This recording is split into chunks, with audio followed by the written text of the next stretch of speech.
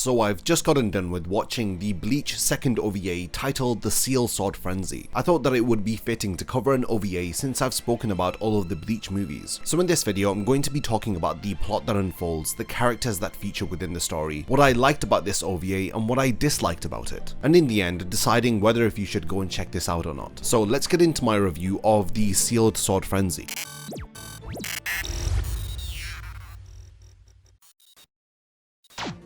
This OVA was released during the anime tour of Jump Festa 2005. As of recently, Bleach fans consider Jump Festa to be like a meme, where we all look forward to the event year on year expecting Bleach news but continue to be disappointed. But what most people don't know about Jump Festa is that it holds a separate tour to several different cities across Japan, and this is titled the Jump Super Anime Tour. And during these tours, exclusive newly animated specials or shorts from very popular Jump series are showcased. To typically attend one of these Jump Super Anime tours, you have to send in an application form which is printed within Weekly Shonen Jump, selecting which city you would like to attend for the tour. Not everybody who sends in an application form gets selected to attend. So imagine if you're a lucky Japanese teenager in 2005 and you get the opportunity to attend the Jump Super Anime Tour, and you're presented with this train wreck of a Bleach OVA. The OVAs and specials that are featured within the Jump Super Anime Tour are typically released on DVD a few months later. But imagine if you had no experience of Bleach and you had attended the Jump Super Anime Tour to watch another OVA special from a series that you like One Piece or Yu-Gi-Oh, and you come across this Bleach OVA. You probably would never even check the series out because of how terrible this OVA is. So the story follows a Shinigami called Baishin who was sealed by the Soul Society over 400 years ago. During this OVA, they really attempt to make you care for this Shinigami, but because of the very short runtime of 32 minutes, there's nowhere near enough time for us to develop a meaningful connection with him. The OVA begins with, as you've guessed it, Baishin being released from the seal that was placed onto him. The premise reminds me a lot of Dragon Ball Z Movie 9, BoJack Unbound. So in typical fashion, the Soul Society are alerted to the release of Baishin, and some Shinigami are sent on an urgent mission to the world of the living. And this is where Renji has an unforgettable introduction within the story. As he appears with a shotgun, not only does he shoot Ichigo's dad with it, he also very confusingly attempts to battle against Baishin with this very shotgun. Baishin ends up attacking Ichigo while he is with Renji, and it is at this point that they end up being saved by Captain Hitsugaya. They regroup at Urahara's shop, and unfortunately we don't really get to see Urahara within this OVA. But while there, other captains from the Soul Society arrive, including Kenpachi, Ukitake, Shunsui, Soifon, and lastly Yoriichi. Now what are these incredibly powerful characters utilized for? Now if you guessed splitting up and fighting against hollows all across Karakura Town, then you would be correct. All of these captains are brought in to battle against hollows when we know that captains have the potential to destroy multiple hollows with the flick of a finger. But during this OVA, they seem to be overly exerting themselves like they've got nothing better to do. So while the captains are battling hollows, Ichigo, Renji, and Rukia eventually come across Baishin, who ends up draining Ichigo's spiritual pressure like he's Android 19 attacking Yamcha. It is here that we learn that Baishin had been attacking Ichigo because of his lack of control over his own spiritual pressure, as it is constantly leaking from his body. Baishin does end up activating his Bankai form as he transforms into Gajiel from Fairy Tail, and it is at this point that Rukia and Renji are easily defeated. Hitsugaya does arrive to assist them, but he too fails. Now with most of the characters taken out and the OVA runtime running very short, Ichigo is left with no choice but to activate his Bankai. He ends up overpowering and defeating Baishin, as we understand that the enemy of this OVA had trained to the extent that he had become one with his Zanpakuto, and he had been absorbing Ichigo's spiritual pressure because he had wanted his body back. We do get a very brief moment where an attempt is made for us to feel sympathy for Baishin, but let's be honest, none of us could give a crap about his character. And it genuinely made me laugh how the characters were just stood there after Baishin's defeat and sad OST was playing. You cannot convince me that any of them cared for Baishin. I think the worst offense of this OVA is that Kenpachi didn't get to battle against Baishin. We only get to see him briefly take out a handful of hollows. The rest of the time during the OVA, he is running around Karakura Town with no sense of direction looking for Baishin. Of course, at the end of the OVA, there's a credit sequence, and we get to see various Bleach characters dressed in attire from the world of the living. Now you want to look at what they did to my boy Hisagi. I mean, what on earth is he wearing? Some of these outfits are very hilarious, and right at the end of the OVA, we see Gin, Tozen, and Aizen were sat at a coffee table as they tell the attendees of the 2005 anime tour to be careful on the way home. Of course, the issue with this OVA is its incredibly short runtime. During this span of 32 minutes, it has to introduce and develop a complete storyline, attempting to make us care about a new villain, as well as providing us a reasonable context for Ichigo and the others to defeat the said villain. This OVA fails spectacularly at attempting to do this. We have a terrible storyline that unfolds, we have regular cast members of the series behaving out of character, a dull villain who has barely any lines within the OVA, OVA and constantly repeats this stupid phrase, "I'm a blade." The motive for Baishin to separate from his Zanpakuto is haphazardly put together, but like the rest of this OVA, it felt very rushed and contrived. Maybe if this OVA was extended to an hour and it had time to develop the story a bit more, and if it didn't feel so rushed, then it may have been enjoyable, but the entire OVA is poorly executed and rushes from one scene to the next. There are some instances where you'll look at Baishin's character and he'll feel like a ripoff of Kenpachi. He has these similar sadistic expressions that Kenpachi makes, and of course that oversized stature, which makes him come across as very intimidating. When it comes to the battles that take place within this OVA, I feel like we saw a lot more of the characters battling against generic hollows, rather than the actual villain of this OVA. This special takes place after the events of the Soul Society arc, which explains why the other Shinigami are so friendly with Ichigo. My first experience of Bleach was watching the actual anime, but I know that the anime has at least 5 filler story arcs. I'd only watched the Bound arc because at that time I didn't even know what filler was, and it feels like this OVA was created while the episodes of the Bound arc were being released. I don't think Studio Pierrot is really good at creating filler content. Maybe in the future I'll have to do some Bleach filler arc reviews, but from what I've seen from this OVA and the Bound arc, they are really doing a disservice to the Bleach manga. Kubo was even asked to draw the DVD cover of the sealed Sword Frenzy OVA. In a comment that was included with the OVA, Kubo states that while he did design Baishin's character, he wasn't a character that Kubo had created himself, so he wasn't confident with how Baishin should be like. So it is for this reason that Kubo had drawn Baishin with his back to us on the DVD cover. Moving on to the art and animation, the best way to describe it would be very inconsistent.